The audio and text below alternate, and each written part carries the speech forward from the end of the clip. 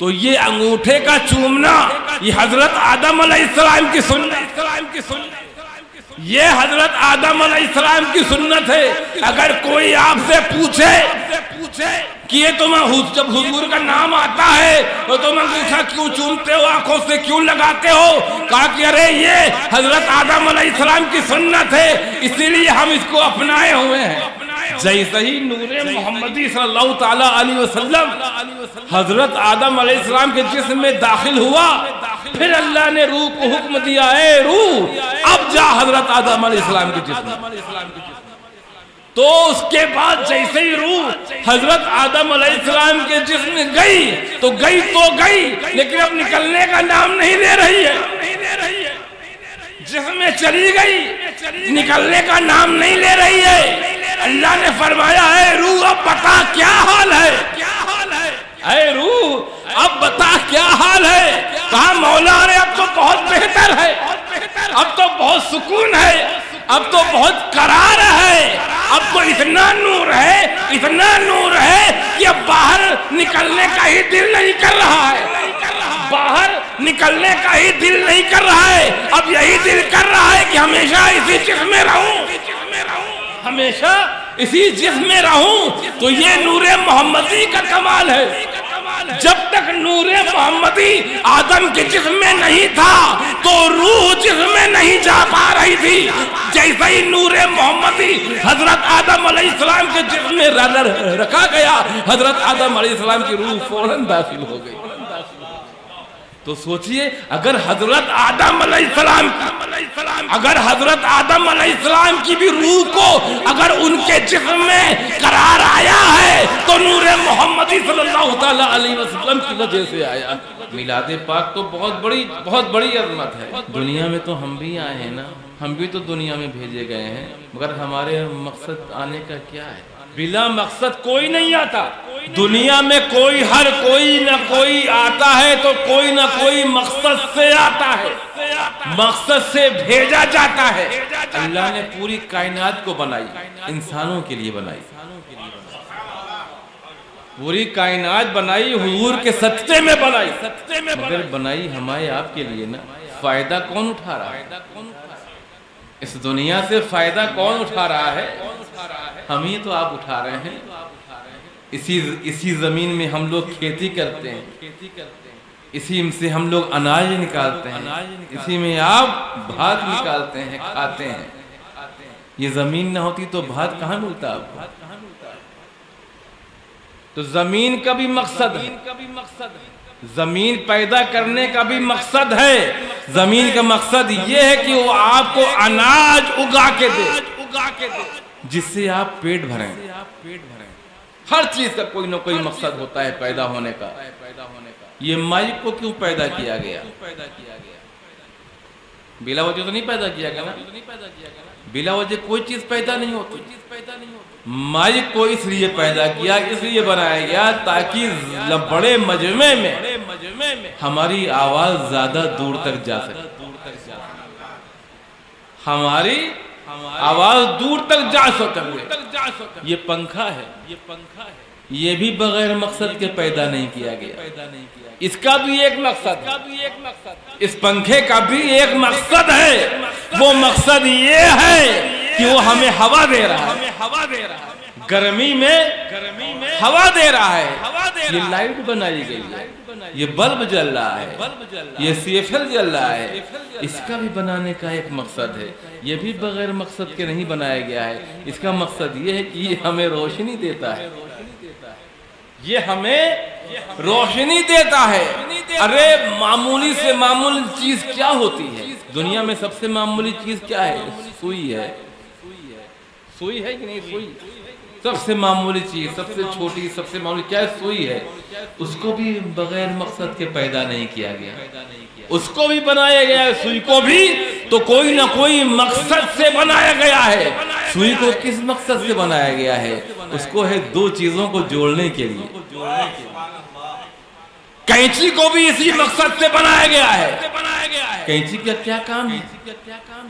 وہ دو چیزوں کو کاٹتی ہے۔ اب کینچی سے کہیں کہ دو ٹکڑے کو جوڑ دو تو جوڑ پائے گی؟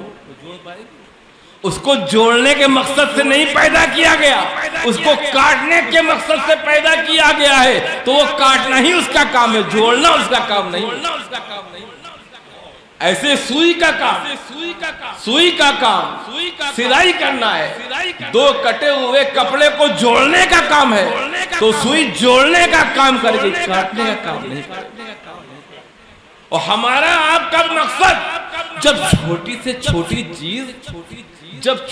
چھوٹی چیز بغیر مقصد کے پیدا نہیں ہوئی، ارے تو ہم تو اشرف المخلوقات ہیں، ہم تو اشرف المخلوقات ہیں، ہم مخلوقات میں سب سے افضل اللہ نے ہمیں بنایا، تو ہم کیا بغیر مقصد کے پیدا ہوئے ہیں؟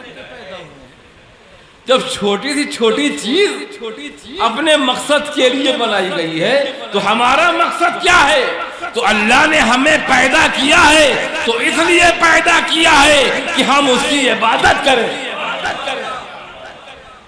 اللہ نے ہمیں اس لیے پیدا کیا ہے، تو ہمارے پیدا ہونے کا مقصد یہی ہے کہ ہم اس کی عبادت کریں۔ جتنے بھی بشر ہیں سب کا مقصد یہی ہے۔ تو پہلا مقصد کیا ہے ہمارا آپ کا؟ کہ اللہ کی عبادت کریں۔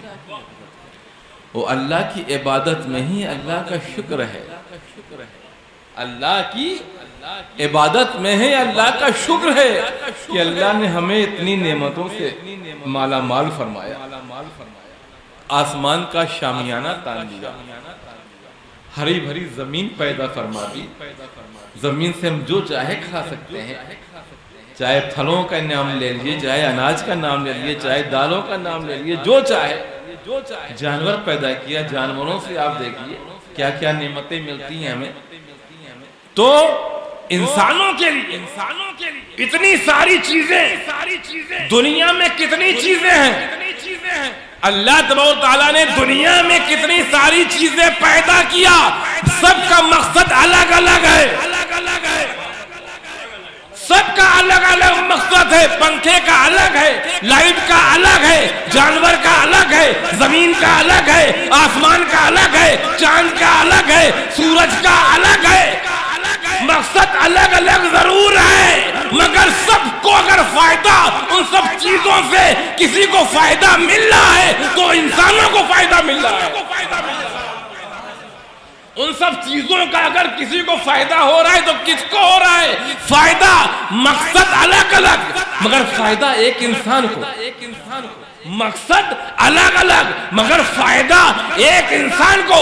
تو کتنی بڑی نعمت سے اللہ نے ہمیں مالا مال فرمایا، کتنی بڑی نعمتوں سے کہ اتنے ہزاروں مقصد والی چیزیں وہ صرف ہمارے کام آ رہی ہیں، ہزاروں مقصد والی چیزیں ہمارے کام آ رہی ہیں، اور ہمارا صرف ایک مقصد ہے، وہ اللہ کی عبادت، اس سے ہم دور جا رہے ہیں۔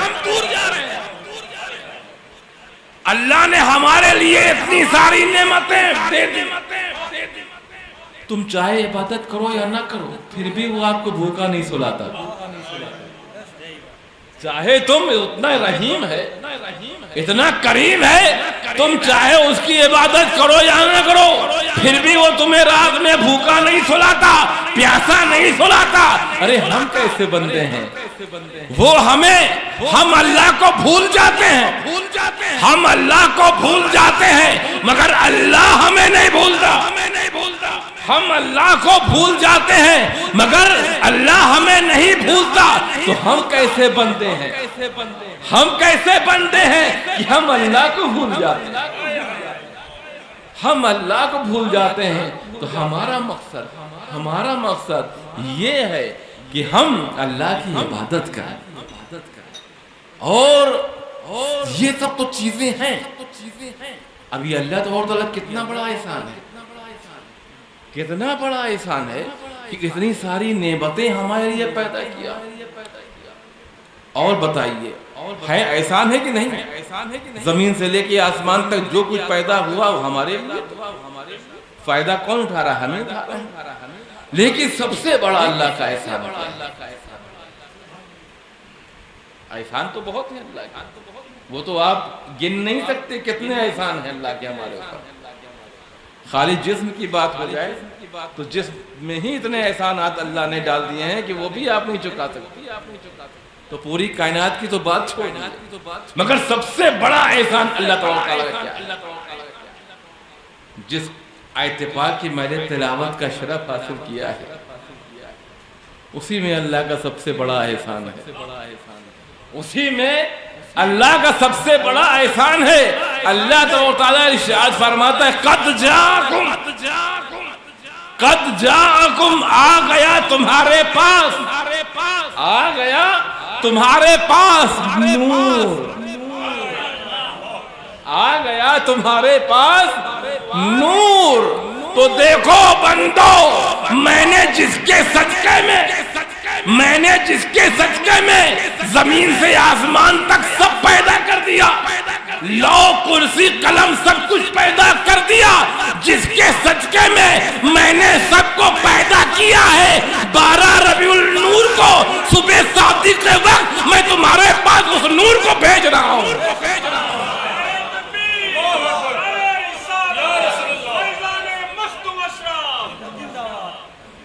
تو سوچیے اللہ کا کتنا بڑا احسان ہے کہ 12 ربیع الاول کو صبح صادق کے وقت اپنے محبوب کے نور کو بھیج دیا. اور کہاں سے بھیجا؟ من اللہ، اللہ کے پاس سے. وہ نور تھا اللہ کے پاس تھا نا. وہ کب سے تھا یہ کسی کو نہیں معلوم. پیدا تو اللہ تعالیٰ نے فرما دیا، مگر کب پیدا فرمایا یہ کوئی نہیں جانتا. ایک بار حضرت جبرائیل علیہ السلام سے حضور نے پوچھا کہ اے جبرائیل، سوال کیا کہ اے جبرائیل یہ بتاؤ تمہاری عمر کتنی ہے؟ تمہاری عمر کتنی ہے؟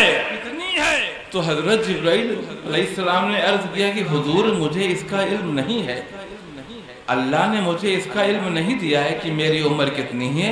ہاں اتنا ضرور جانتا ہوں کہ چوتھے آسمان پر ایک نورانی تارا چمکتا ہے.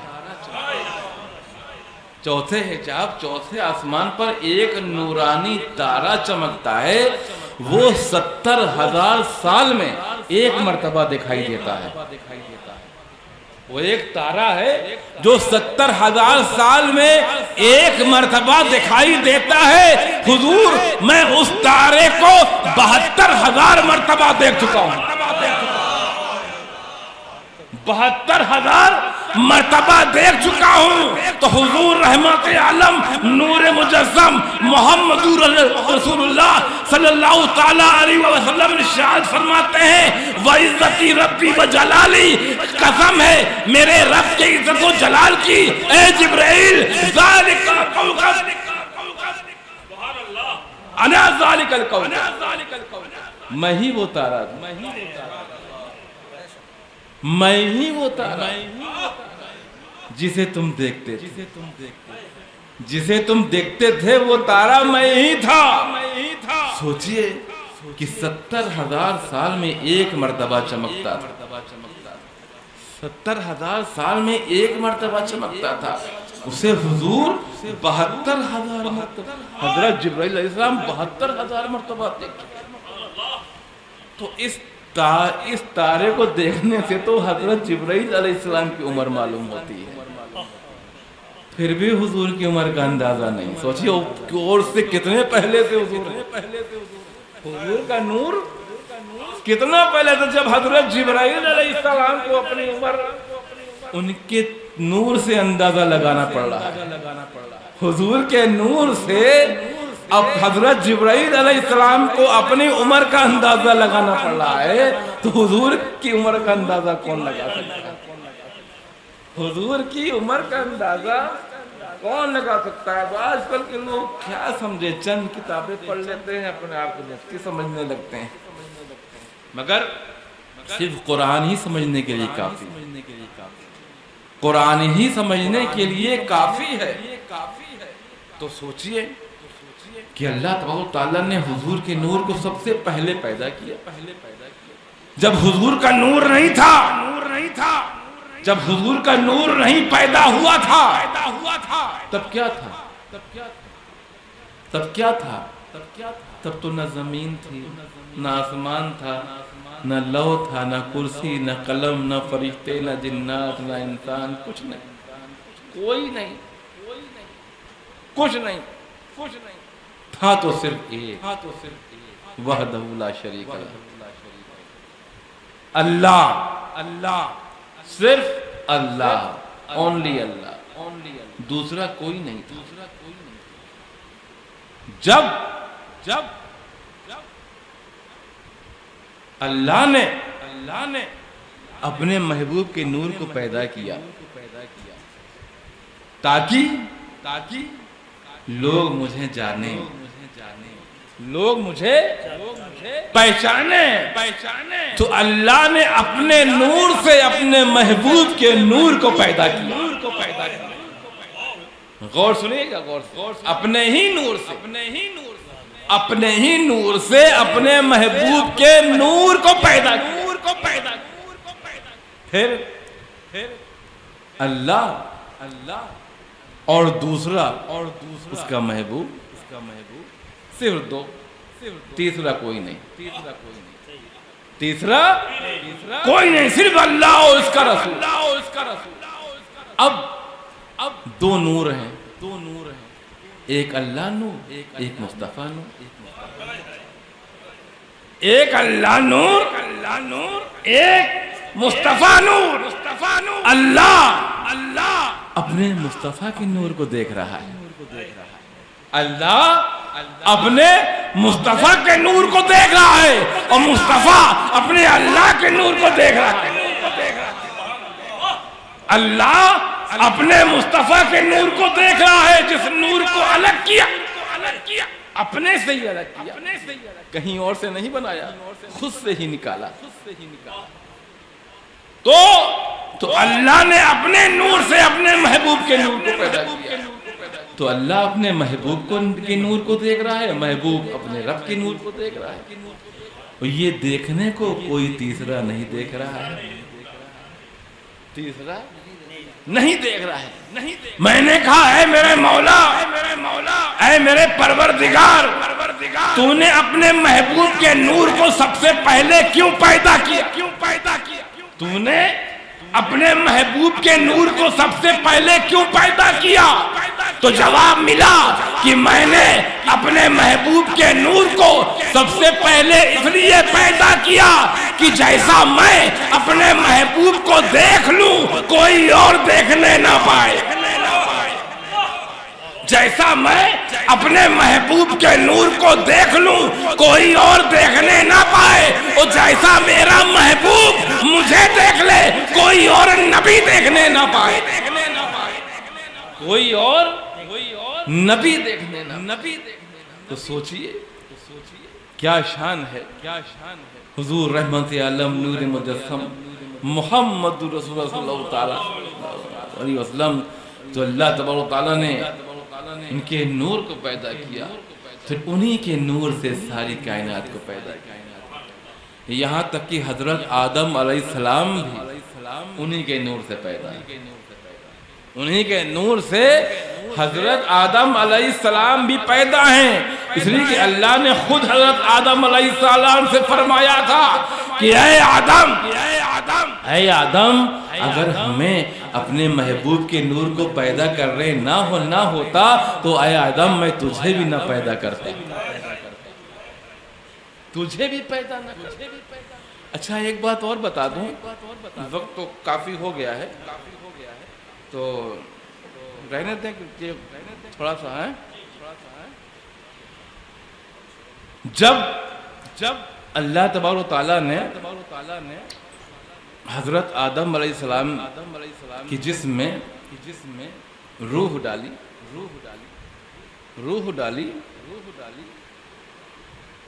اور جیسی روح ڈالی تو اللہ نے روح کو حکم دیا जा जा आदम के जिस्म में चली जा, ऐ रूह आदम के जिस्म में चली जाए। बाद हजरत आदम अलैहिस्सलाम का जिस्म तैयार हो गया, रूह को अल्लाह ने हुक्म चली गई, जा चली जा गई गई रूह हजरत आदम अलैहिस्सलाम के जिस्म में गई, मगर कुछ देर के बाद बाहर आ गई। कुछ देर के बाद रूह जिस्म से बाहर निकल आई। कहा रूह तू जिस्म से बाहर क्यों निकल आई? मैंने तो तुझे हुक्म दिया था ना, जा हजरत आदम अलैहिस्सलाम के जिस्म में जा, ताकि हाँ मौला तूने हुक्म दिया, मैंने मान लिया। जिस्म में गई, रुकने को तो नहीं बोला, जाने को बोला, जाके वापस आ गया। कहा कि मौला जब मैं उस हजरत आदम अलैहिस्सलाम के जिस्म में गई तो मैं रूह हूँ। मौला तूने मुझे खुली हवा में पैदा किया है, रोशनी में पैदा किया है, खुली हवा में पैदा किया है। हो हजरत आदम अलैहिस्सलाम के जिस्म में जैसी मैं गई, अंधेरा ही अंधेरा, तारीकी ही तारीकी, मुझे घबराहट हुई और मैं बाहर निकल आई। मुझे घबराहट हुई, बाहर निकल आई। फिर कहा फिर जाओ, दोबारा आ गई, फिर कुछ देर बाद वापस आ गई, फिर तीसरी बार भेजा, फिर जाओ, फिर बाहर आ गई, रुक ही नहीं पा रही थी। फिर अल्लाह ताला ने हजरत आदम अलैहिस्सलाम के अंदर नूरे मोहम्मदी सल्लल्लाहु अलैहि वसल्लम को डाल दिया। जैसे ही नूरे मोहम्मदी सल्लल्लाहु अलैहि वसल्लम हजरत आदम अलैहिस्सलाम के जिस्म में दाखिल हुआ, फिर अल्लाह ने रूह को हुक्म दिया, ए रूह अब जा हजरत आदम अलैहिस्सलाम के जिस्म। तो उसके बाद जैसे ही रूह हजरत आदम अलैहिस्सलाम के जिस्म में गई तो गई, लेकिन अब निकलने का नाम नहीं ले रही है। जिस्म में चली गई, निकलने का नाम नहीं ले रही है। अल्लाह ने फरमाया, है रूह अब बता क्या हाल है, ऐ रूह अब बता क्या हाल है।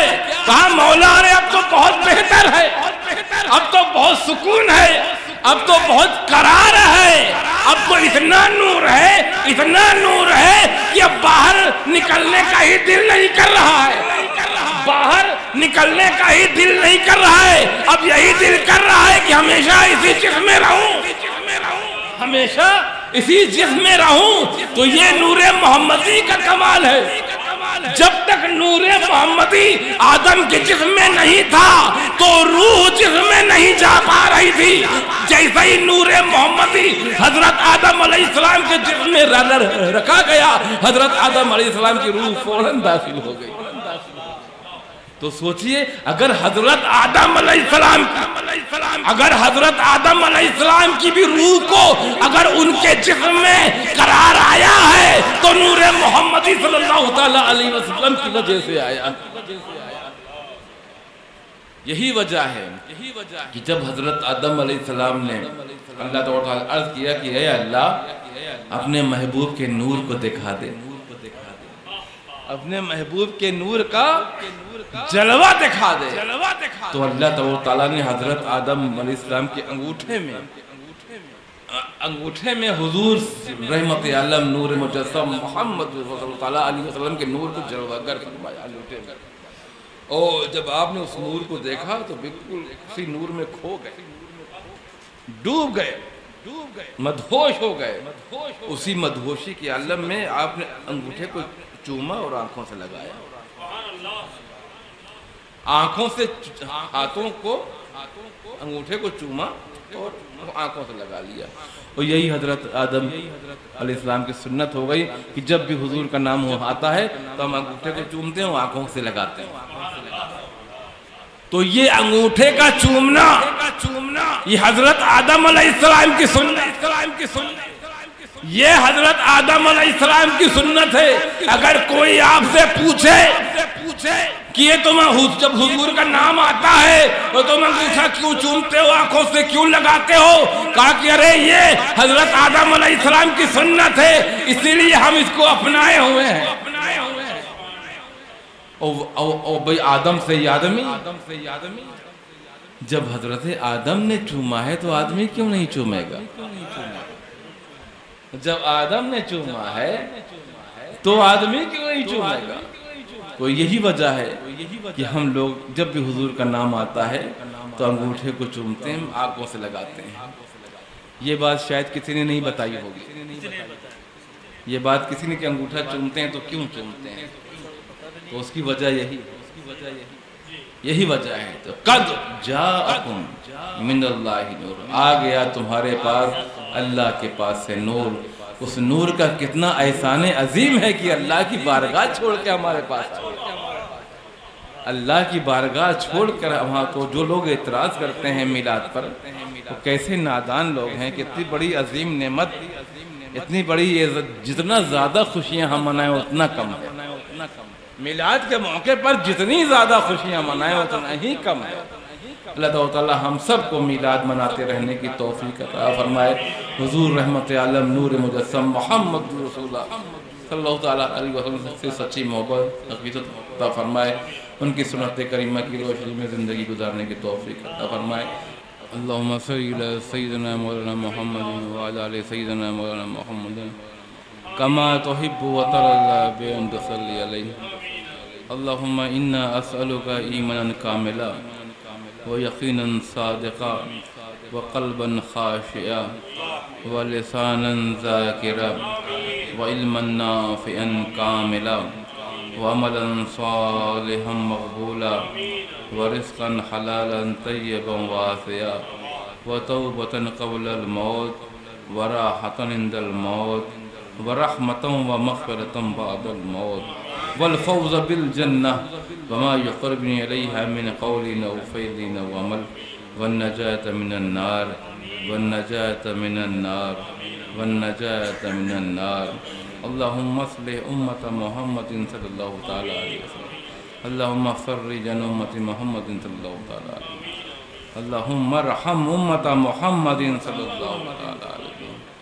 مالک ارسال بندہ نواز بے نیاز اپنے اسماء الحسنی کے صدقے میں اپنے حبیب لبیب محمد رسول اللہ علیہ وسلم جناب سید محمد حبیب اللہ چشتی چرخی صاحب نے اس مسجد میں اس محفل میلاد منعقد کی، مولا اس محفل کو قبول فرمائے۔ جتنے بھی ان کے بھائی ہیں، ساتھی ہیں، مولا ان لوگوں نے اس محفل کو سجانے میں، سنوارنے میں حصہ لیا ہے، مولا ان سب پر فضل فرما، کرم فرما، رحمتیں برکیں۔ جتنے بھی حاضرین مولا اس محفل میں شرکت کر رہے ہیں، ان سب کی حاضری کو قبول فرما، ان سب کی روزی میں خیر و برکت عطا فرما، سب کو شفاء کاملہ عاجلہ عطا فرمائے، سب کی پریشانیاں دور فرمائے، سب کی تکلیفیں دور فرمائے، سب کی جائز مرادیں پوری فرمائے۔ ہم سب کو نماز پڑھنے کا شوق عطا فرما، عبادت کرنے لذت بندگی عطا فرما، شوق عبادت عطا فرما، اپنے حبیب صلی اللہ تعالیٰ علیہ وسلم کی سچی محبت عطا فرما، ان کی سنت کریمہ کی روشنی میں زندگی گزارنے کی توفیق عطا فرما، ہمیں تمام بلاؤں سے، وباؤں سے، حادثوں سے، فتنوں سے، بیماریوں سے محفوظ فرما۔ وصلی اللہ تعالیٰ علی خیر خلق نور رشید محمد وآلہ وصحبہ اجمعین برحمتک یا بحق لا الہ الا اللہ محمد